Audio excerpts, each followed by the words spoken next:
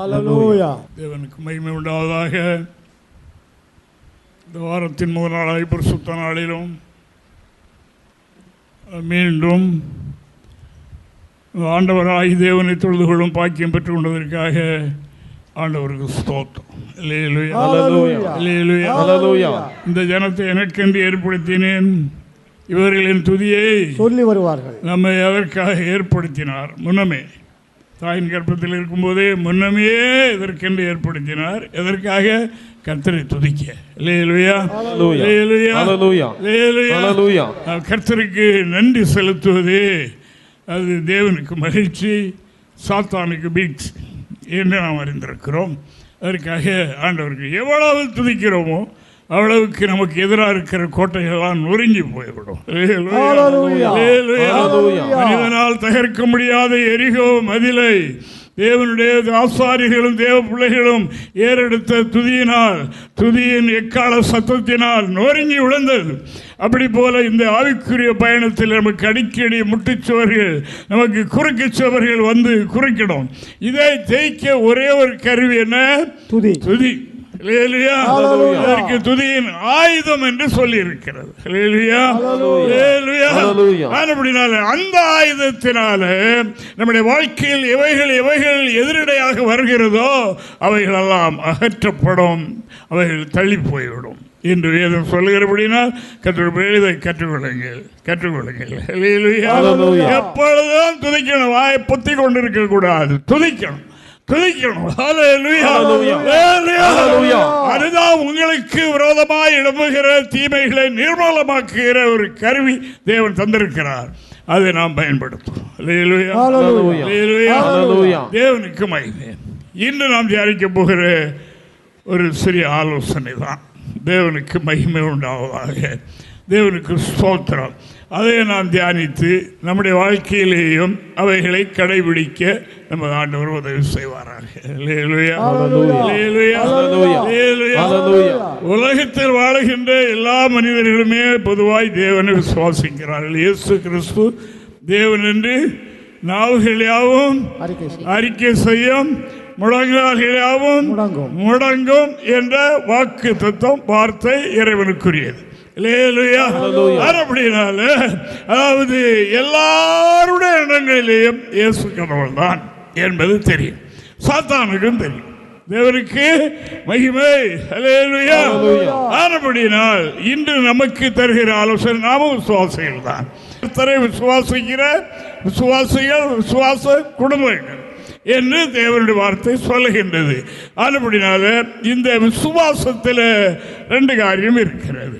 அதுபடினால வெறும் விசுவாசம் அல்ல, விசுவாசத்தோடு என்னோடு சேரணும், அதான் பிரயோஜனம். வெறும் விசுவாசம் எல்லாரிடமும் இருக்கிறது, சாத்தான்கிட்டே இருக்குது. அந்த விசுவாசம் அல்ல, நம்முடைய விசுவாசம் என்ன? வாசிப்போம். தேவனுக்கு மகிமை. யாக்கோபு எழுதின பொதுவான நிருபம் 2ஆம் அதிகாரம் 20-21 சேர்ந்து வாசிக்கலாம். வீணான மனுஷனே, கிரியையில்லாத விசுவாசம் செத்ததென்று நீ அறிய வேண்டுமோ? நம்முடைய பிதாவாகிய ஆபிரகாம் தன் குமாரன் ஈசாக்கை பலிபீடத்தின் மேல் செலுத்தின போது கிரிகளினால் அல்லவோ நீதிமானாக்கப்பட்டான். விசுவாசம் ஆபிரகாமிலிருந்து தொடங்குகிறது. ஆபிரகாம் விசுவாசித்தார்.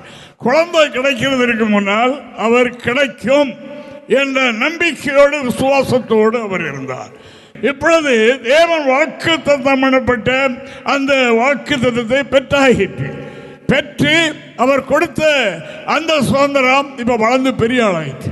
வாலிபுரமாய் இப்போ அவருடைய விசுவாசம் இதுவரைக்கும் தொடர்ந்து வந்திருக்கிறது. என்ன ஒரு வித்தியாசமான காரியம். ஏன்னா ஆண்டவர் திடீரென்று ஒரு நாள் ஆபிரகாமை அழைத்து ஆபிரகாமே அடியேன் என்றார். உன்னுடைய ஏக முதல்வனும் நேசகுமாரனுமாகிய ஈசாக்கை எனக்காக மோரியா தேசத்தில் எனக்காக பலி செலுத்துவாயா? இதான் கிரியை. கிரியை என்றால் அதை அப்படியே எடுத்து போடுறதுக்கு அல்ல, பலி செலுத்தி இல்லாமல் ஆக்குவதற்கு அல்ல. இந்த இடத்துல சொன்னதை செய்கிறானா? இதுவரைக்கும் பெற்றுக்கொண்டு விசுவாசம் தான். இப்போ பெற்றுக்கொண்டதை கொடு. எப்படி பெற்றுக்கொண்டது. அது திலகாத்திரம் 100 வயசுல 100 வருஷம் கழிச்சு பெற்ற பையன். இப்போ ஆண்டவர் இப்படி சொல்லுகிறார். சொல்லும் போது அவர் யோசித்தாரா? இல்லை. அவர் இதுக்கு சோதனை வந்து விடக்கூடாது என்று ஒருவரிடம் சொல்லவும் இல்லை. வேலை கூட போன வேலைக்காரர்களுக்கும் தெரியாது. தேவனுக்கு மகிமை. அல்லேலூயா. அந்த விசுவாசத்தை தடமாட செய்வதற்கு எத்தனையோ சூழல்கள் ஏற்பட்டிருக்கும். அதில் ஒன்று 3 நாள் பயணம் வச்சிருந்தார் ஆண்டவர். சொப்பனம் கண்டா 1 நாள் வரைக்கும் பவர்ஃபுல்லாக இருக்கும், அல்லது சில மணி நேரம் இருக்கும், உண்டுதலாக இருக்கும், எழுப்புதலாக இருக்கும். அந்த நாள் போச்சு, அடுத்த நாள் போச்சு, 3ஆவது நாள் எப்படி தூங்கி முழிச்சு எவ்வளவு சிந்தனைகள் வரும் பாருங்க. தேவனுக்கு மகிமை. அது போதாது என்று வழியிலே போகும்போது மகன் கேட்டார், அப்பா பலி செலுத்த போகிறீங்க, விறகு இருக்கு, நெருப்பு இருக்கு, கத்தி இருக்கு, எல்லாம் இருக்கு, ஆடு இங்க. தேவனுக்கு மகிமை. எப்படி இருக்கு பாருங்க. அவர் தான் உன்னைத்தான் பலி செலுத்த போறேன்னு சொல்ல முடியுமா? சொல்லல. அவருடைய விசுவாசம் என்ன? இது பலி செலுத்தி விட்டாலும் இதிலிருந்து கர்த்தர் மறுபடியும் அவனை எழுப்பி தர வல்லவர், அவருக்கு முடியும் என்ற அந்த விசுவாசம் அவருக்கு இருந்தது. ஆமென். ஹல்லேலூயா. ஆமென். ஹல்லேலூயா. அவர் நம்பிக்கை இல்லாத நேரத்தில் கொடுத்தார். நம்பிக்கை இல்லாத நேரத்தில் கொடுத்தார்.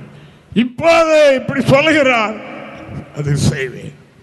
மலையில் ஏறினார், மோரியா மலையில் ஏறினார்.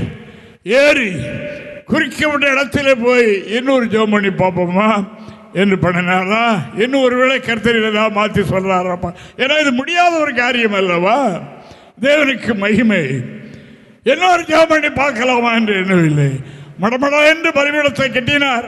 மகனிட்ட ஒரு போதனை கொடுத்திருப்பார், மகனே நமது ஆண்டவர் வல்லவர், உன்னை நாங்கள் பெற்றுக்கொண்டது நம்பிக்கை இல்லாத நேரத்தில் இப்போ உன்னைத்தான் பலி செலுத்த போகிறேன், உன்னைத்தான் பலி செலுத்த போகிறேன். கடவுள் சொன்ன பிரகாரம் உன்னை அவர் உயிரோடு எழுப்ப முடியும், சாம்பலாக ஆகிவிட்டாலும் எழுப்ப முடியும் என்ற விசுவாசம் எனக்கு இருக்கிறது.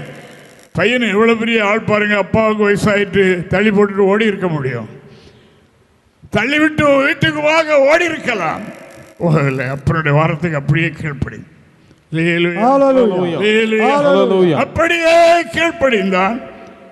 அவர் அதுக்குரிய வஸ்துகளை மடமடன்னு மானத்தை கடத்தினார், காலகையும் கட்டினார், எல்லாம் கட்டிட்டு கத்தியும் வாங்கிட்டார். ஒரு செகண்ட் தான் சொல்ல முடியும், டக்குன்னு விழுந்துற காலத்தில்.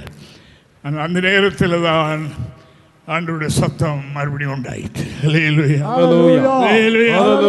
இப்பொழுது நீ தேவனுக்கு பயப்படுகிறவன் என்று அறிந்து கொண்டேன். ஆபிரகாம் தன்னுடைய மகனை பலி செலுத்தி அவன் பாவனையாக திரும்ப பெற்றுக் கொண்டான். பலி செலுத்தியாச்சு கர்த்தரை ஏற்றுக்கிட்டான். வார்த்தை நிறைவேற்றி விட்டான். கிரியினாலே தன்னை விசுவாசம் என்று காண்பித்து விட்டான் என்று சொன்னார். தேவனுக்கு மகிமை. ஹல்லேலூயா. ஹல்லேலூயா. கிரியை இல்லாத விசுவாசம் என்னதான்? உயிர் கிடையாது. உயிர் இல்லாத எதையும் வச்சு செய்ய முடியுமா?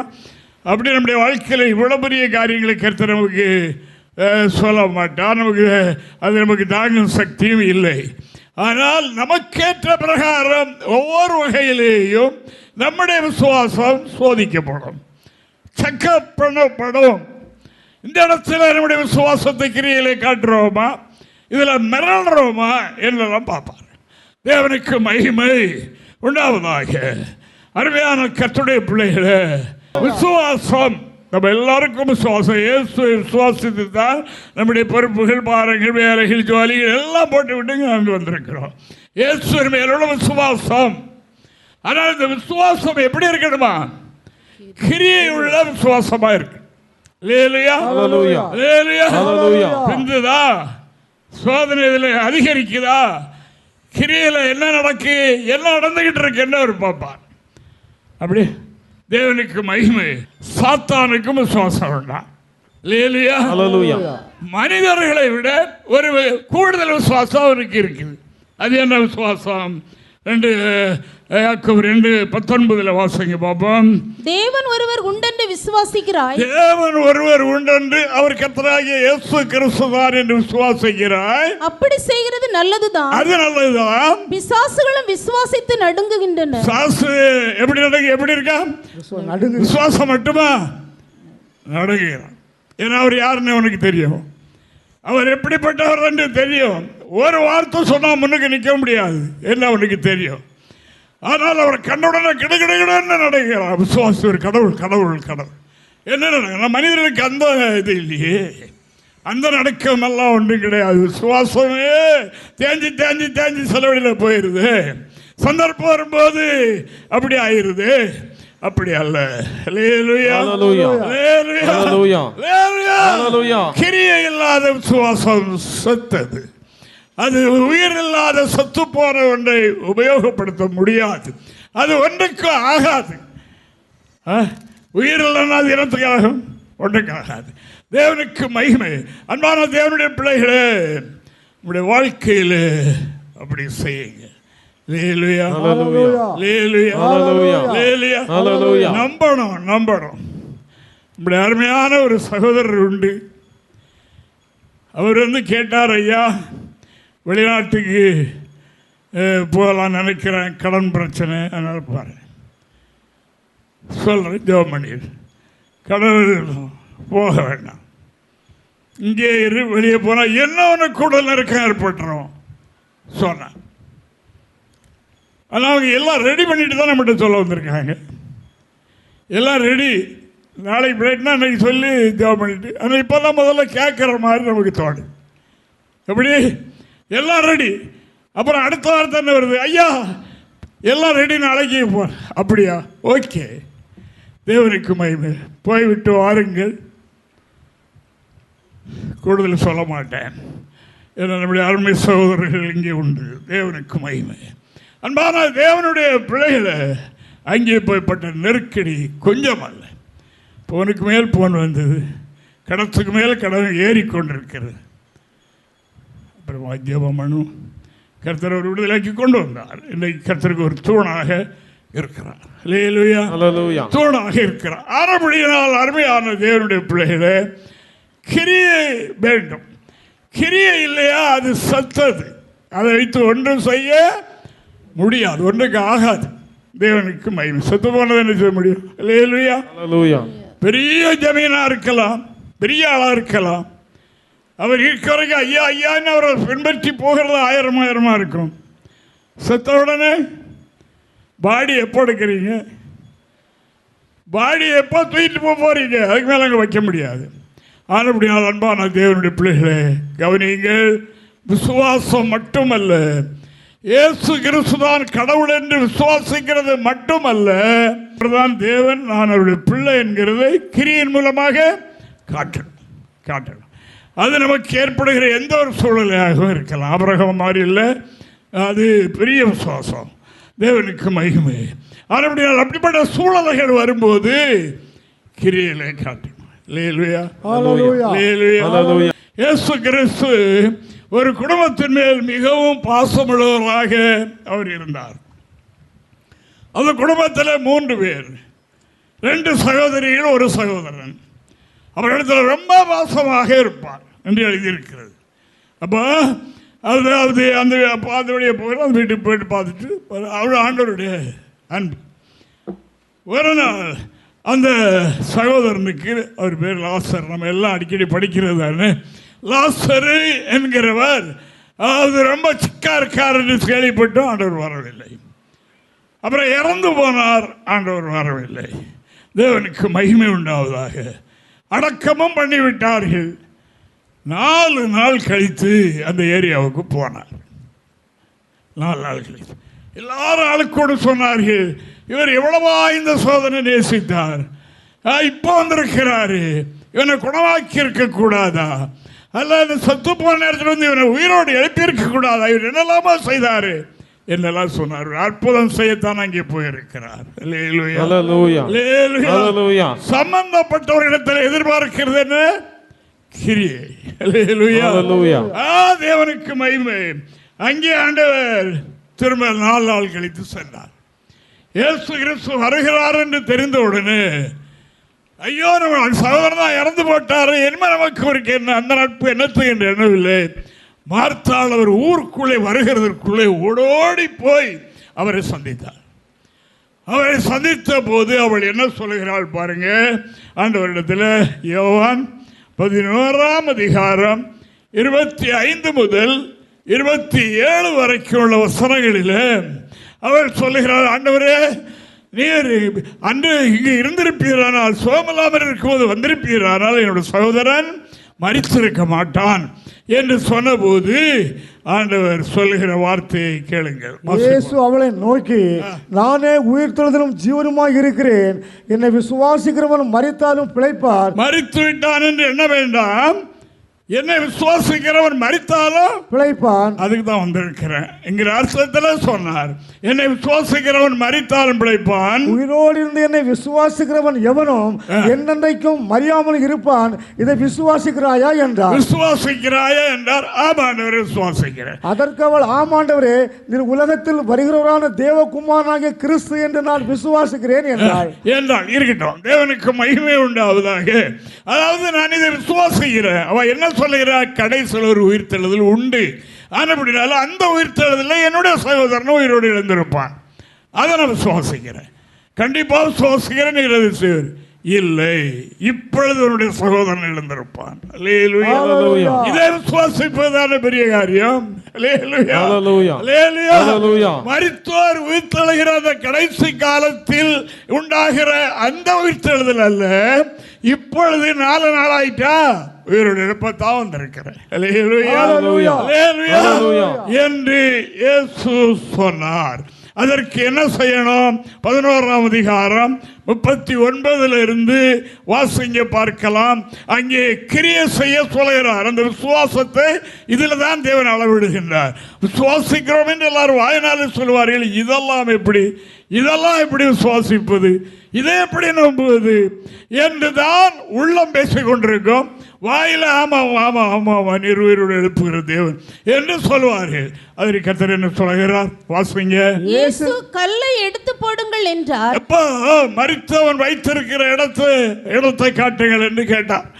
அங்கே அந்த கல்லறை அண்டையிலே அவரை கொண்டு போனார்கள். அங்கே அதாவது கல்லறை என்று சொல்லும்போது குகைக்குள்ளே, அதாவது குகையை குடைந்து அல்லது குகையில் இருக்கிற அந்த அவைகளை சரி பண்ணி சல்பாக வைத்து அதில் தான் பாடி வைப்பார்கள். அப்படி ஆண்டவராகிய இயேசு கிறிஸ்துவினுடைய கல்லறையும் அப்படித்தான் இருந்தது. மண்ணறையில் அது என்னது? கல்லறை. கல்லறை. வருஷத்துக்கு ஒரு தடவை திறந்து சுகந்த வர்க்கமிட்டு அதற்கு மெடிசன் செயல் போட்டு அது சுமல் அடிக்காத அளவுக்கு அப்படியே இந்த பாடி இருக்கும். போய் பார்த்து விட்டு வருவார்கள். அப்படி போல இந்த லாசர்வையும் கல் அறையில் வைத்து கல்லை வைத்து மூடிவிட்டார்கள். அந்த குகையை மூடிவிட்டார்கள். இப்போ ஆண்டவர் என்ன சொல்லுகிறார்? அந்த கல்லை எடுத்து போடுங்கள். கல்லை எடுத்து போடுங்கள். அப்ப என்ன சொல்லப்படுகிறது? என்ன சொல்லுகிறார்? வாசிங்க பாப்போம். மரித்தவனுடைய சகோதரியாகிய மார்த்தாள் அவரை நோக்கி, ஆண்டவரே, இப்பொழுது நாருமே 4 நாளாயிற்றே என்றாள். இயேசு அவளை நோக்கி, நீ விசுவாசித்தால் தேவனுடைய மகிமையை காண்பாய் என்று நான் உனக்கு சொல்லவில்லையா என்றார். ஏற்கனவே சொல்லவில்லையா? அங்கே நான் சொன்னேன் அல்லவா, அவன் உயிரோடு எழும்புவான் என்று சொன்னேன். நீ அந்த கடைசி உயிர்த்தெழுதலை எண்ணிக்கொண்டிருக்கிறாய். இப்பொழுது அவன் உயிரோடு எழும்புவான் என்று நான் சொல்லவில்லையா? அதை நீ விசுவாசித்தால் கிரியைகளை காட்டு. நான் உயிர் கொடுக்கத்தான் வந்திருக்கின்றேன். அந்த அற்புதங்கள் நடக்க வேண்டும் என்று சொன்னால் என்ன நடக்கணும்? அவர் சொல்றதை செய்யணும். அந்த கல்லை எடுத்து போடுங்கள். அப்பதானே அந்த விசுவாசம் சோதிக்கப்படுது. அப்ப அந்த அம்மா என்ன சொல்றாங்க?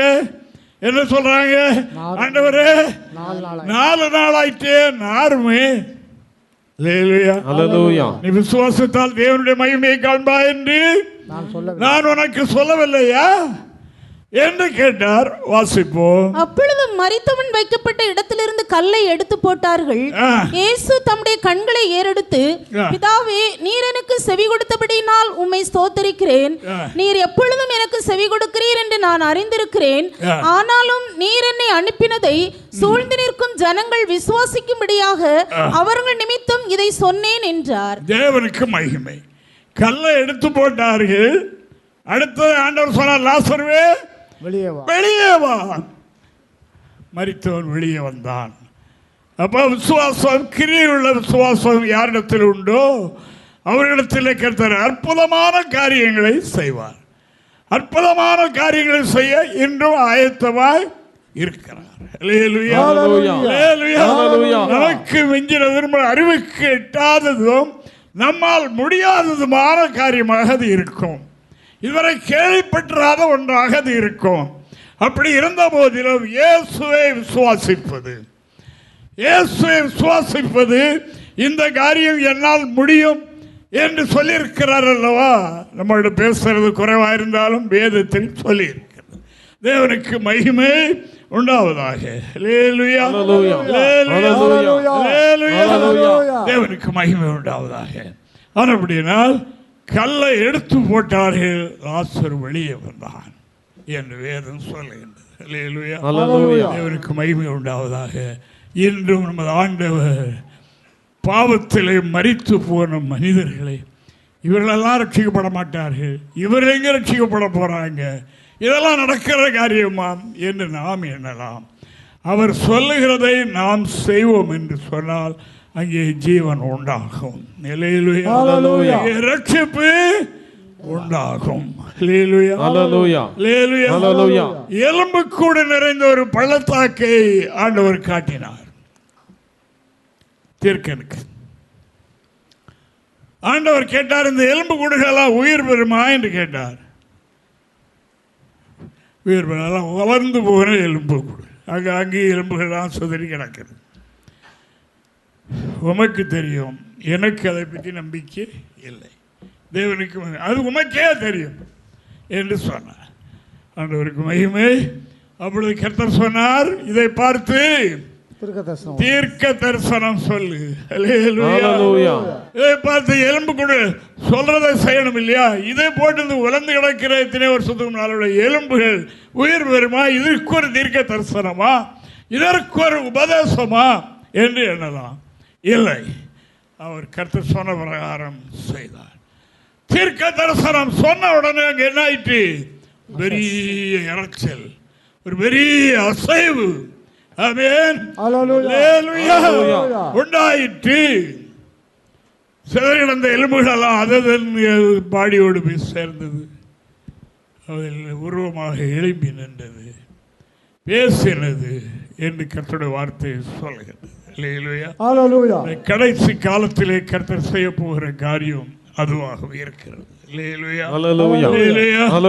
அங்கே என்ன சொல்லப்பட வேண்டும்? தீர்க்கமான வார்த்தை, தீர்க்கமான கர்த்தருடைய வார்த்தை உரைக்கப்படும் போது இந்த உலர்ந்து போன கிடந்த எலும்புகளைப் போல மனிதர்கள் எல்லாம் உயிர் பெறுவார்கள். அந்த உலர்ந்த எலும்புகள் யார்? இஸ்ரவேலர்கள் என்று அர்த்தம் எழுதியிருக்கு. தேவனுக்கு மகிமை. அப்படினால இன்னும் நாம் எடுத்துக்கொள்ளும் போது, அதாவது உலகத்தில் பெரும்பகுதி மக்கள் கிறிஸ்தவர்கள் தானே. ஆனால் அவைகளெல்லாம் எப்படி கிடக்கிறது? உலர்ந்து போன எலும்புகளை போல கிடக்கு. உயிரும் இல்லை, ஒன்றும் இல்லை, இயேசுவை பற்றிய வாடையும் இல்லை, அப்படி போயிட்டு. ஆனால் அவைகளும் உயிர் பெறும் என்று கர்த்தர் சொல்லுகிறார். நாம் தீர்க்க தரிசனமாக வார்த்தையை உரைக்கணும், கர்த்தருடைய வார்த்தையை சொல்லணும். லாசருவே வெளியே வா என்று கர்த்தருடைய வார்த்தை தொனித்தோடனே வெளியே வந்தார். அதற்கு முன்னால செய்ய வேண்டிய காரியம் என்றால் கல்லை புரட்ட வேண்டும், தடையை மாற்ற வேண்டியது நம்முடைய கடமை. அதை மாற்றின உடனே இயேசு தம்முடைய காரியத்தை அங்கே செயல்படுத்தினார் என்று வேதம் சொல்லுகின்றது.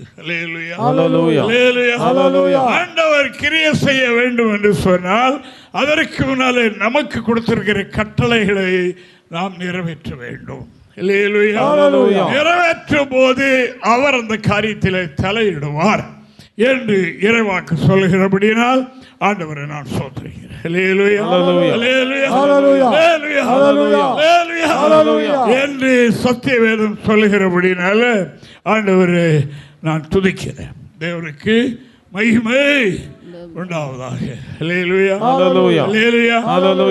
எனவே பட்டணத்தார் கொடிய பாவிகளாக இருந்தார்கள். கொடிய பாவி என்னுடைய பாவம் வானம் வரைக்கும் போய் எட்டிட்டு தேவன் யோனா என்ற தம்முடைய தீர்க்கனை அனுப்பி 3 நாள் பயணம் உள்ள அந்த பட்டணத்தில் ஒரு நாள் கர்த்தருடைய வார்த்தை அறிவிக்கப்பட்டது. அந்த யோனாவுக்கு சொல்லியிருந்தார், இன்னும் 40 நாள் இந்த நினைவை கவிழ்க்கப்படும், அழிந்து போகும் என்பது கர்த்தருடைய வார்த்தை. அதை இந்த சத்தத்தை யோனா அந்த பட்டணத்தில் தொனிக்க பண்ணினார். அதை நாம் செய்யணும். அந்த பட்டணத்தில் உள்ளவர்கள் அழிவுக்குரியவர்கள் தான், அவர்கள் அழிவுக்கு உரிய நிலையில் தான் இருக்கிறார்கள். ஆனால் என்ன சொல்லணும், இந்த மக்களுக்கு இந்த உலர்ந்த எலும்புகளைப் போல கிறிஸ்துவை விசுவாசித்து கிரியை இல்லாமல் இருக்கிறவர்கள் மத்தியில் கர்த்தருடைய வார்த்தை அறிவிக்கணும். வார்த்தை அறிவித்த போது ராஜா முதல் குடியானவன் வரைக்கும் மிருக ஜீவன்கள் வரைக்கும் குடிக்கக்கூடாது, சாப்பிடக்கூடாது என்று சொன்னது மட்டுமல்ல, ராஜாவும் கூட தன்னுடைய ராஜவஸ்திரத்தை களைந்துவிட்டு ரெட்டுடுத்தி கொண்டு எல்லோரும் இந்த வார்த்தைக்கு மரியாதை கொடுத்து மதிப்பு கொடுத்து புழுதியிலே உட்கார்ந்து இறைவனை நோக்கி கூப்பிட்டார்கள், விசுவாசித்தார்கள். ஆண்டவர் இரக்கம் உள்ளவர், அன்புள்ளவர். நாமனுடைய பொல்லாத வழிகளை விட்டுவிட்டால், கடவுளுக்கு பிரியமில்லாத சுபாவத்தை மாற்றிவிட்டால் நிச்சயமாகவே அவர் எனக்கு இந்த நன்மையை செய்வார் என்ற விசுவாசத்தை கிரியையில காட்டார். ஆனபடியால் நம்முடைய கிரியை எப்படி இருக்கிறது? நாம் எதிர்பார்க்கிற வேண்டிக் கொண்ட காரியங்கள் ஏன் நடக்கவில்லை? ஏன் அது காலதாமதமாகிக் கொண்டே இருக்கிறது? ஏன் காரணம் என்ன என்பதை நான் கண்டுபிடிக்கிறேன். நாம் செய்ய வேண்டிய காரியத்தை செய்யணும், விட்டுவிட வேண்டிய காரியத்தை விட்டுவிட வேண்டும். நினைவு பள்ளத்தார் விட்டுவிட்டார்கள். தன்னுடைய பழைய எல்லா துர்க்கிரிகளையும் விட்டுவிட்டார்கள்.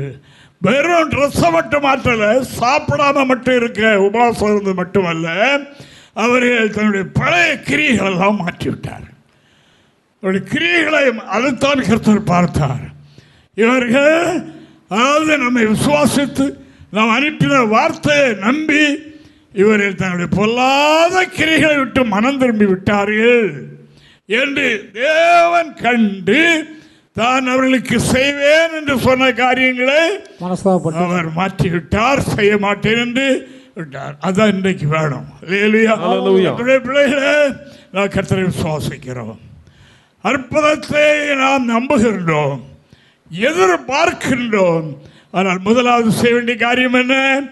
கல்லை புரட்டி போட வேண்டும். அடுத்து செய்ய வேண்டிய காரியம் என்ன? நம்மில் உள்ள தேவனுக்கு பிரியமில்லாத காரியங்களை மாற்ற வேண்டும். பிரியமில்லாத காரியங்கள் இருக்கிறது, அது மாறணும்.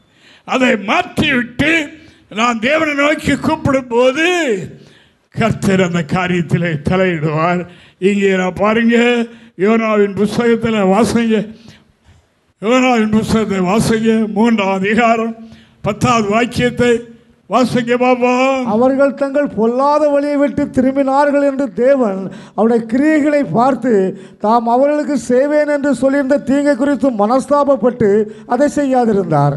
இங்கே என்ன பார்க்கிறோம் என்றால், அவர்கள் கிரியைகளை பார்த்து தேவனுடைய மனிதன் சொன்ன வார்த்தையை கேட்டு நம்முடைய பட்டணத்தில் பாவம் பெருகிட்டு, நம்முடைய வாழ்க்கையில் பாவம் பெருகிட்டு, நம்முடைய குடும்பத்தில் பாவம் பெருகிட்டு, நம்முடைய பிள்ளைகளுடைய வாழ்க்கை இப்படி என்கிறதை உணர்ந்து அதற்காய் மெய் மனஸ்தாபப்படணும்.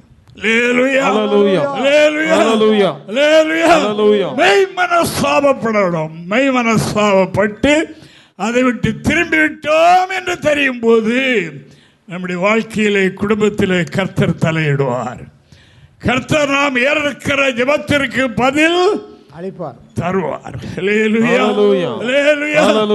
அப்படினால் தான் சொல்லப்பட்டது, ஆபிரகாம் கிரியினாலே விசுவாசிகளுக்கு தகப்பனானார் என்று வேதம் சொல்லுகின்றது.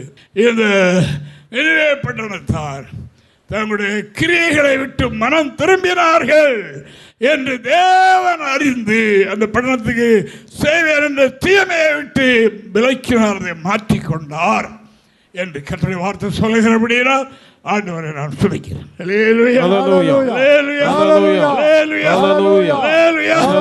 தேவனுக்கு அப்போஸ்தலனாகிய பரிசுத்த பவுல், தேவனுக்கு மகிமை உண்டாவதாக, அவர் லிஸ்திரா என்னும் பட்டணத்தில் ஆலயத்தில் பிரசங்கம் பண்ணினார். அவர் பிரசங்கம் பண்ணும்போதே அவர் தேவ மனிதன், அவருக்கு ஆவியிலே தெரியும் யார் யார் தேவ சமூகத்தில் எந்த நிலையில் அவருடைய இருதயம் இருக்கிறது என்று அவருக்கு தெரியும். ஒரு மனிதன் ஒரு பந்தை இங்கிருந்து எடுத்து எறிந்தால் அங்கே சுவர் இருந்தால் அது திரும்பி வந்துவிடும், எங்கிருந்து எரியப்பட்டதோ அங்கே வந்துவிடும். அங்கே ஓப்பனாக இருந்தால் எரிந்த பந்து அங்கே போய்விடும். அதே போல கர்த்தருடைய வார்த்தை என்று சொல்லும்போது அந்த வார்த்தைக்கு ஐயோ இது எனக்கு தான், என்னுடைய ஆசீர்வாதத்துக்கு இதுதான் தடை, என்னுடைய கீழ்ப்படியாமை என்று சொல்லி புரிந்து கொண்டார்கள். அந்த வார்த்தை அங்கே போய்கொண்டே இருக்கும். ஏற்றுக்கொள்ளுகிற இருதயத்துக்குள்ளே அது பிரவேசிக்கும், அங்கே கர்த்தர் கிரியை செய்வார். அப்படி இல்லாவிட்டால் வந்துவிடும். இயேசு தம்முடைய சீசர்களுக்கு சொன்னார், ஒரு வீட்டுக்குள் பிரவேசிக்கும் போது சமாதான வாழ்த்தெல்லாம் கூறுங்க, வேற ஒன்றும் கூறக்கூடாது. பாத்திரம் இருந்தால் அங்கே சேரும், இல்லாவிட்டால் உங்களிடத்துக்கு திருப்பி என்னிடத்தில் வந்துவிடும் என்று சொல்லவில்லை, உங்களிடத்தில் வந்துவிடும் என்று சொன்னார். எங்கிருந்து சமாதானம் கூறப்பட்டதோ அங்கே வந்து விடுறது என்று சொன்னார். அப்படினால் இது மற்ற இடங்களைப் போல உள்ள இடம் அல்ல. இது தேவ சமூகம், இது தேவனிடத்திலிருந்து பெற்றுக்கொண்டு கொடுக்கிற இடம்.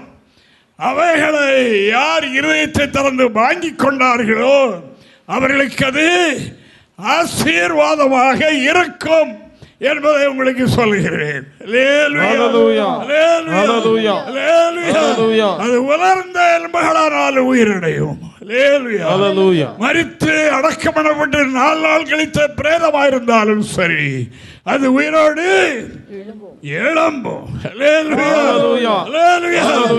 கர்த்தர் கட்டளையிட்ட காரியத்தை செய்கின்ற நேரத்தில் அங்கே கர்த்தருடைய வல்லமை செயல்படுகிறது. இல்லாவிட்டால் நீங்கள் தலைகீழ நின்றால் ஒன்றை பெற முடியாது என்பதை நான் உங்களுக்கு சொல்லிக் கொள்கின்றேன். தேவனுக்கு மகிமை. அவர் லீஸ்திராவிலே பிரசங்கம் பண்ணிக்கொண்டிருக்கும் போது அந்த ஆலயத்தில் 2 காலும் உடமான ஒரு மனிதன் இருந்தான். ஒருபோதும் கால் நடவாதவனாக கால் விளங்காதவனாக இருந்தான். இவர் பிரசங்கம் பண்ணினார். பிரசங்கம் பண்ணும்போது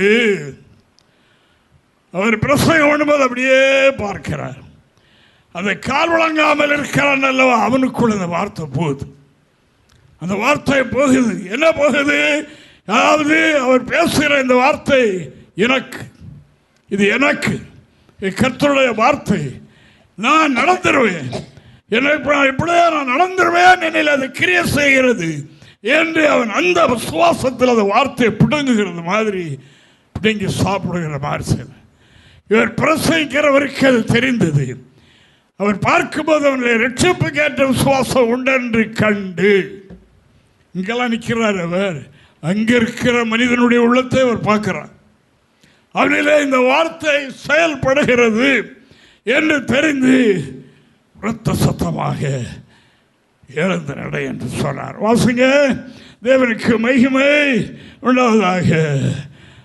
அப்போஸ்தலர் 14 அதிகாரம் 8 முதல் 10 வரைக்குள்ள வசனங்களை நாம் இங்கே வாசிக்கலாம். லீஸ்திராவிலே ஒருவன் தன் தாயின் வயிற்றிலிருந்து பிறந்தது முதல் சப்பானியாய் இருந்து ஒருபோதும் நடவாமல் கால் விளங்காதவனாய் உட்கார்ந்து பவுல் பேசுகிறதை கேட்டுக்கொண்டிருந்தான். அவனை பவுல் உற்று பார்த்து, ரட்சிப்புக்கேற்ற விசுவாசம் அவனுக்கு உண்டென்று விசுவாசம் அவனிலே உண்டென்று கண்டு, நீ எழுந்து காலூன்றி நிமிர்ந்து நில் என்று சொல்லி உரத்த சத்தத்தோட சொன்னான். உடனே அவன் குதித்து எழுந்து நடந்தான். என நடக்கிற ஊழியர்கள் இவனமாக இருக்கும் என்று நாம் அறிகிறோம். இதுதான் மக்களுடைய உள்ளங்களிலே இறைவனை பற்றிய விசுவாசம், இறைவனை பற்றிய பயம், இறைவனை பற்றிய நடுக்கம் அங்கேதான் உண்டாகும். நித்திய ஜீவனை சுதந்திரிக்க நான் என்ன செய்ய வேண்டும் ஆண்டவரே என்று ஒரு மனிதன் கேட்கும் போது ஆண்டவர் அவனுக்கு என்ன சொன்னார்?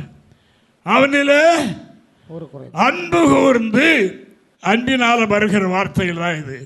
இன்னைக்கு எல்லாம் ஆசீர்வாதமான வார்த்தை இல்லையே, இது ஆசீர்வாதத்துக்குரிய வழி. தேவனுக்கு மகிமை. அவனிலே அன்பு கூர்ந்து அவர் என்ன சொன்னார்? உன்னிடத்தில் ஒரு குறை உண்டு என்று சொன்னார். அதை அகற்றிரு, ஜீவன் கிடைக்கும். அன்பான தேவனுடைய பிள்ளைகளே, நம்முடைய ஜெபத்திற்கு பதில், அதற்கு உபகாரமான ஆசீர்வாதங்கள் வரணுமானால் நாம் என்ன செய்யணும்? கிரியுள்ள விசுவாசமுடையவர்களாய் மாறணும். இந்த வார்த்தை பேசப்படும் போது அந்த பிரமிச்சப்பாடியாயிருந்த மனிதனுக்குள்ளே அந்த கிரியை ஆரம்பிச்சு நம்பினான். பிரசங்கிக்கிறது உண்மை, என்னுடைய வாழ்க்கையில் இது நிச்சயமாக நடக்கும், இயேசு அதை செய்ய போகிறார், செய்ய முடியும் என்று எண்ணி அவன் அதை ஏற்றுக்கொண்ட ரட்சிப்பு, அவனுக்கு விடுதலைக்குரிய விசுவாசம் உண்டு என்று தேவ மனிதன் கண்டு சத்தம் கொடுத்தார், எழும்பி நட. அங்கே கிரியை நடந்துட்டு. அன்பானவர்களே, இங்கே நேரப்போக்கு கர்த்தருடைய வார்த்தை சொல்லப்படவில்லை, கர்த்தருடைய வார்த்தை அல்லவா சொல்லப்படுகிறது. நீங்கள் தலையை உயர்த்தி அதை கேட்பீர்கள் என்றால் அதல்லவா உங்களுக்கு ரட்சிப்பு, அதல்லவா உங்களுக்கு விடுதலை, அதல்லவா உங்களுக்கு ஆசீர்வாதம். நீங்கள் தொங்க போட்டுக் கொண்டு கிடந்தால் உங்களுடைய ஆசீர்வாதத்தை போ என்று உதறி தள்ளுகிறவர்கள் அல்லவா. தேவனுக்கு மகிமை. ரட்சிப்புக்கேற்ற விசுவாசம் உண்டு என்று கண்டு எழுந்து அனுப்படினால் அங்கே இந்த கிரியை அவர் பார்க்கிறார். ஒரு வார்த்தை அங்கே செயல்படுகிறதை அவர் அறிகிறார். அறிந்து அந்த வார்த்தை சொன்னார், எழுந்து நட. ஏற்மையால் நீ உட்கார்ந்திருக்க வேண்டாம், மற்றவர்களை போல நடந்து உடைய கடமைகளை செய் என்று சொன்னார் என்று நாம் காணுகின்றோம். தேவனுக்கு மகிமை. கர்த்தருடைய வார்த்தை என்ன சொன்னது? கிரியுள்ள விசுவாசம் உள்ளவர்களாக இருங்கள் என்று நம்மிலே கிரியை இருந்தால் கர்த்தர் கிரியை செய்வார். கிரியை இல்லாவிட்டால் வெறும் விசுவாசத்தில் கர்த்தர் கிரியை செய்வது இல்லை. இதுதான் கர்த்தருடைய வழி. அருமையானவர்களே, அப்படியால் இதை செய்யுங்கள். இன்று ஆசீர்வாதம் என்று சொல்லி எங்கே ஆசீர்வாதமான வாக்கு? அவர் எப்படி இருந்தாலும் சரி, ஐயா மகனே உன்னை ஆசீர்வதிக்கிறார். வருத்தத்தோடு உங்களுக்கு சொல்லுகின்றேன், வருஷத்துக்கு ஒரு தடவை ஆசீர்வாத முகாம், ஆசீர்வாத கூட்டம் என்று வைக்கிறார்கள். என்ன செய்வார்கள்? வேதத்தில் இருக்கிற அத்தனை ஆசீர்வாதத்தையும் தனியாக எடுத்து தாள் எழுதி ஒவ்வொரு தாளாக எழுதி சுருட்டி குலுக்கி அன்றைக்கு நிறைய வந்திருப்பாங்க. ஆசீர்வாதமான வாக்கை கேட்கிறது. எடுங்க, ஆளுக்கு ஒரு தாளை எடுங்க. எல்லாவற்றிலேருந்து ஆசீர்வாதம் எழுதியிருக்குது, எல்லாவற்றிலும் ஆசீர்வாதமான வார்த்தை தான் எழுதியிருக்கு. காட்டுவாங்க, எனக்கு ஆசீர்வாதம் தான், உங்களுக்கு ஆசீர்வாதம் தான், உங்களுக்கு ஆசீர்வாதம். இந்த ஆசீர்வாதம் கூறுகிற இடம் இது அல்ல. ஆசீர்வாதம் பெரும் வழியை காண்பிக்கிற இடம் இது. இப்படி நீங்க நடந்தால் இது உங்களுக்கு கிடைக்கும். இல்லைன்னா இல்லை, இல்லைன்னா இல்லை. அந்த வழியை காட்டுறவன். நான் இந்த பைபிளை படிக்கும்போது அது லூக்கா 1 அதிகாரம் 76வது வாக்கியத்தை நான் படிக்கும்போது எனக்கே அந்த வசனம் அன்றைக்கு ஒரு புதிராக தெரிந்தது. இன்றைக்கு நடைமுறையில் நம்முடைய சபையில் இருக்கிற காரியம்தான், ஆனால் அந்த வசனம் அன்றுதான் எனக்கு புதிராக தெரிந்தது. வாசிங்க பாபன் சகரியா, யோவானுடைய தகப்பன் சகரியா கர்த்தருடைய வார்த்தையை நம்பாதபடினால் ஊமையாக இருந்தார். இப்பொழுது அந்த குழந்தை பிறந்தவுடனே பேர் வைக்க வேண்டும். அந்த பிள்ளைக்கு பேர் வைக்க என்ன பேர் வைக்கலாம் என்று தகப்பனிடத்தில் கேட்டு ஒரு எழுதுவதற்கு ஒரு ஸ்லைடு மாதிரி ஒரு பலகை கொடுத்தார்கள். அதில் அவர் எழுதினார் யோவான் என்று. எழுதிக்கிட்டு இருக்கக்கூடிய வாய் திறந்துட்டு இல்லையா. இப்போ அவர் தன்னுடைய மகனுடைய எதிர்காலத்தை பற்றி தீர்க்க தரிசனம் சொல்லுகின்றார். என்ன சொல்லுகிறார்? 76 வாசிங்க பாப்போம். நீயோ பாலகனே உன்னதமானவருடைய தீர்க்கதரிசி எனப்படுவாய். நீ வருங்காலத்திலே உன்னதமானவருடைய தீர்க்கதரிசி எனப்படுவாய். கர்த்தருக்கு வழியை ஆயத்தம் பண்ணவும் தேவனுடைய உருக்கமான இரக்கத்தினாலே அவருடைய ஜனத்துக்கு பாவ மன்னிப்பாகிய ரட்சிப்பை தெரியப்படுத்தவும் நீ அவருடைய ஜனமாகிய இஸ்ரவேலர்களுக்கு பாவ மன்னிப்பாகிய ரட்சிப்பை தெரியப்படுத்தவும் அவருக்கு முன்பாக நடந்து போதும். ரட்சிப்பை தெரியப்படுத்தணும். இத்தனாம் தேதி இத்தனை மணிக்கு இத்தனை நாள் ரட்சிக்கப்பட்டேன் என்பதை சொல்வதல்ல. ரட்சிப்பு என்பது இது வழியை தெரியப்படுத்தும். எப்படி ரட்சிக்கப்படணும் சரியாக காட்டினவர் யோவான் இருந்தால் இந்த ஞானஸ்தானத்தை முதலாவது கொண்டு வந்தார். அவர் அனுப்பினது பிதாவாகிய தேவன். அவர் அதாவது அந்த ரட்சிப்பின் வழி ஒரு மனிதன், ஒரு ஆதாமின் சந்ததி ரட்சிப்பை எப்படி பெறணும் என்று காட்டுறது. அது நீ காட்டுவாய். அது அழகாக காட்டினார். அவர் பிரசங்கித்து முடிந்த உடனே ஞானஸ்நான ஆராதனை வைத்தார். அப்படி வைக்கும் போது எருசலேம் நகரத்தார், யூதேயா தேசத்தார், யோர்தானுக்கு அடுத்த சுற்றுப்புறத்தார் மற்றும் சுற்றுப்புறத்தார் யாவர் வந்து அவனிடத்தில் போய் தங்கள் பாவங்களை அறிக்கையிட்டு, நல்லா எழுதியிருக்கு, நல்லா எழுதி, அவனிடத்தில் போய் தங்கள் பாவங்களை அறிக்கையிட்டு ஞானஸ்தானம் பெற்றார்கள். அவனால் ஞானஸ்தானம் பெற்றார்கள். ஆனபடினால ரட்சிப்பின் வழியை அவர் காண்பித்தார். அன்பான தேவனுடைய பிள்ளைகளை, இறைவன் மேல் வைத்த அந்த கிரியுள்ள விசுவாசத்தினால நாம் நடந்து வந்த பாதைகளை இன்றும் நான் உணர்கிறேன், பார்க்கிறேன். எங்களுக்கு இப்படி கோயிலும் கிடையாது, ஆலோசனை தர ஒருவரும் கிடையாது, ஒன்றும் கிடையாது. இயேசுவே அவர்தான். கடந்து வந்த பாதைகளை பார்க்கும்போது அவ்வளவு நான் ஆச்சரியப்படுகின்றேன்.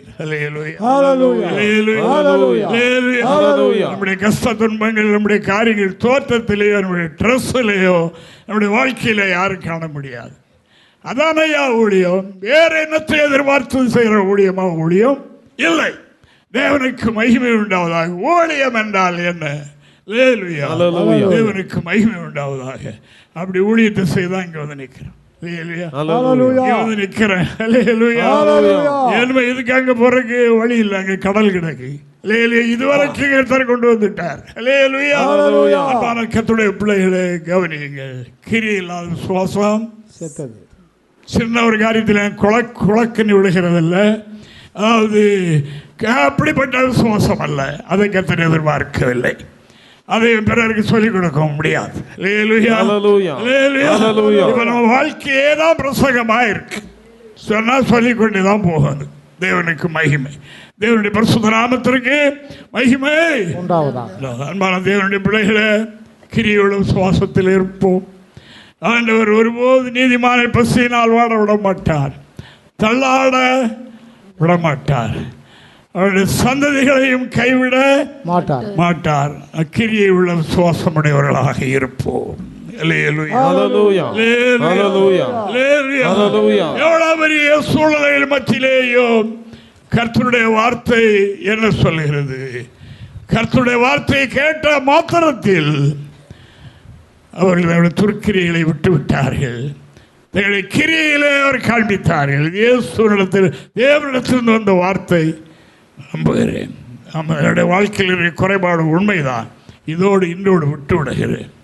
விட்டுவிட்டு கிரியின் மூலமாக இயேசு விசுவாசிப்பேன். இதை தேவன் கண்டு செய்வேன், அந்த பட்டணத்துக்கு செய்வேன் என்ற காரியத்தை மாற்றிவிட்டார் என்று இறைவாக்கு சொல்லுகிறதற்காக ஆண்டவருக்கு நன்றி. ஹல்லேலூயா. மற்றபடி பிசாசுக்கு விசுவாசம் இருக்கிறது, வெறும் விசுவாசம் அல்ல, நடுங்குகிறான். தேவனை இயேசுவை தேவன் என்று சொல்லி விசுவாசித்து நடுங்குகிறான். ஆனால் அந்த நடக்க கூட மனிதர்களுக்கு இல்லை. ஆனபடினால ஆண்டவரை கிரியுள்ள விசுவாசத்தில் நாம் பற்றி கொள்வோம், கிரியுள்ள விசுவாசத்தில் நாம் அவர் உலகத்துக்கு காட்டுவோம். அவர் விசுவாசத்தை அவர்கள் தாழ்ந்து போகவில்லை என்று சொல்ல விசுவாசத்தை நாம் உலகிற்கு காட்டுவோம். இந்த இடம் ஒரு பாலடைந்த இடமாக சாக்கடை போல ஊரணியை போல கிடந்த காலத்தில் நான் தினமும் வீட்டில் இருந்து வந்து இதில் நடக்கிற இதெல்லாம் சண்டெல்லாம் படுத்தியை கொளுத்திட்டு இப்படி போகிறது வழக்கம். ஒரு நாள் வரும்போது ஒரு பெரியவர் என்னை கூப்பிட்டு கேட்டார், தம்பி அங்கே என்ன பண்ணுறீங்க அப்படி இப்படி. நான் நீங்கள் எந்த ஊருக்காரங்க, இந்த இடத்த பற்றி உங்களுக்கு தெரியுமா? நாங்கள் இத்தனை வருஷமாக இந்த ஏரியாவில் இருக்கிறோம். ஆனப்படினால் இந்த இடத்துல நீங்கள் ஆள் எங்கிட்ட யார் வருவாங்க? வர மாட்டாங்க. மற்றபடி இந்த இடத்தினுடைய நிலை அறிஞர்கள் அங்கே யாரும் இருக்க முடியாது என்னெல்லாம் சொன்னார்கள். தேவனுக்கு மகிமை. நாம் கர்த்தரிடத்தில் ஒரு வார்த்தை மட்டும் சொல்லிவிட்டு வந்தேன் என்பது மறுபடியும் சொல்லுகின்றேன். வருவார்கள் வருவார்கள். நம்முடைய கன்னியாகுமரியில் நிறைய பலாமரம் நிற்கிறது. அதில் ஒரு சில பலாமரத்தில் பூமிக்கு கீழே வேர்பலா என்று பழுக்கக்கூடிய மரங்கள் உண்டு.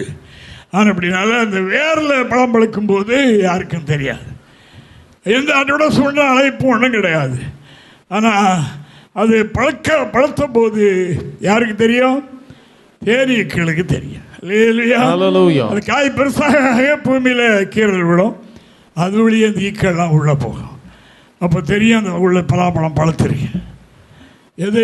அந்த வாசனை. அதே போல் நீங்கள் சொல்கிறீங்க காடு, ஒரு பாதையும் கிடையாது, ஒன்றும் கிடையாது, வீடும் கிடையாது. வீடு ரோட்டில் 5-6 வீடு இருந்தவ்வளோதான். அப்படி அந்த காலம். அப்போது தேவனுக்கு மகிமை சொல்லிட்டு நான் வந்தேன். ஆனால் அப்படினால தேனீக்களை போல வாசனை, கிறிஸ்துடைய நற்கந்தமாகிய வாசனை இருக்குமானால் தேவனால் தெரிந்து கொள்ளப்பட்டவங்க வருவாங்க. அதுக்கப்புறம் ஆளுங்கிட்டி தேவாரம் நடந்து கொண்டிருக்கும்போது ஒரு நாள் மறுபடியும் அந்த பாதையாக நான் வர்றேன். அப்போ அவர் இன்னொருவர்கிட்ட சொல்கிறார், இப்படி சொன்னாங்க, இப்போ ஞாயிற்றுக்கிழமை மட்டுமல்ல, எப்பொழுதும் மக்கள் காரில் வண்டியிலையும் போய் வந்திருக்கிறாங்க. அந்த இடம் அப்படி மகிமை அடைந்த இடமாக மாறி கிரியையில் காட்டும். அதான் சொன்னோம். அப்படியானால் அவர் என்ன சொல்லுகிறார் தெரியுமா? நான் காலையில் எழுப்புறேன், உங்கள் கோயிலுக்கு நேராக நின்று கும்பிட்டுட்டு தான் நான் மற்ற காரியத்தை செய்வேன். இது என்னுடைய பக்கத்து தோப்புக்காரரை கேட்டுட்டு, ஐயா கடவுள் மேலெல்லாம் இருக்காரு, இங்கே பார்த்து கும்பிடுறாரு. இல்லை, அந்த கோயிலில் கடவுள் இருக்கு.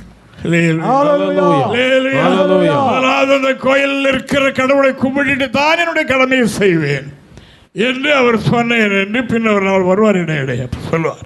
தேவனுக்கு மகிமை. அன்பான தேவனுடைய பிள்ளைகளை நம்மை பார்த்து அப்படி சொல்ல நம்முடைய காரியங்கள் அப்படி இருந்தார்கள்.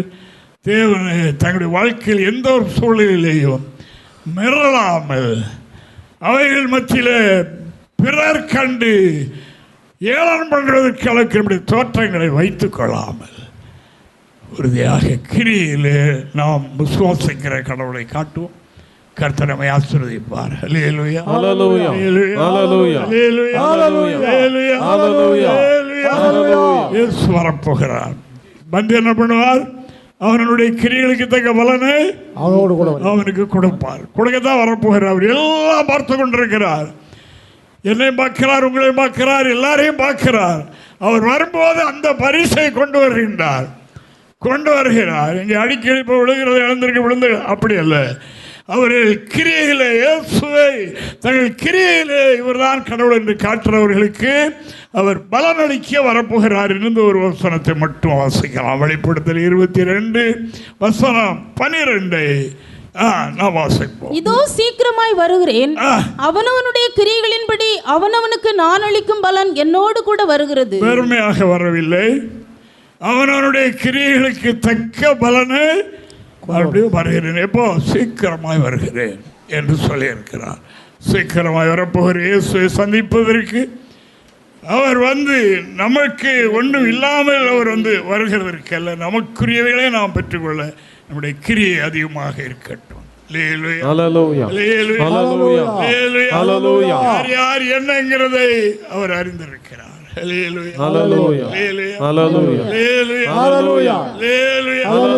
அருமையான கர்த்தருடைய பிள்ளைகளே, ரொம்ப சொல்லக்கூடாது. ஒரு சகோதரன் நம்முடைய ஆலயத்தில் நைட்டு இங்கே தங்குறார்.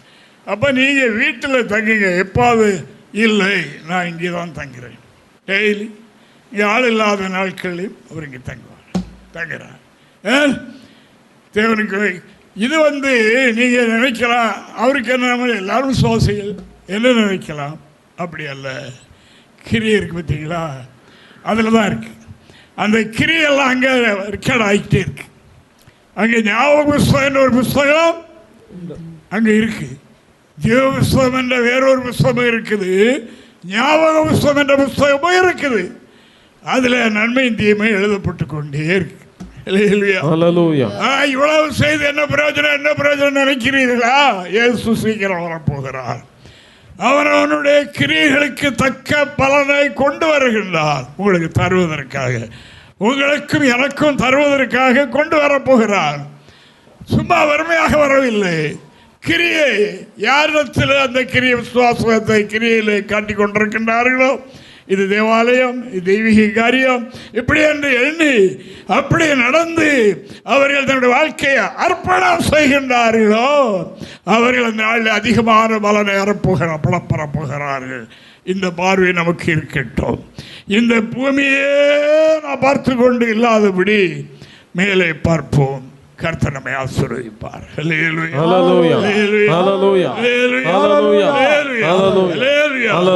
விசுவாசத்தை கிரியினாலே காட்டணும்.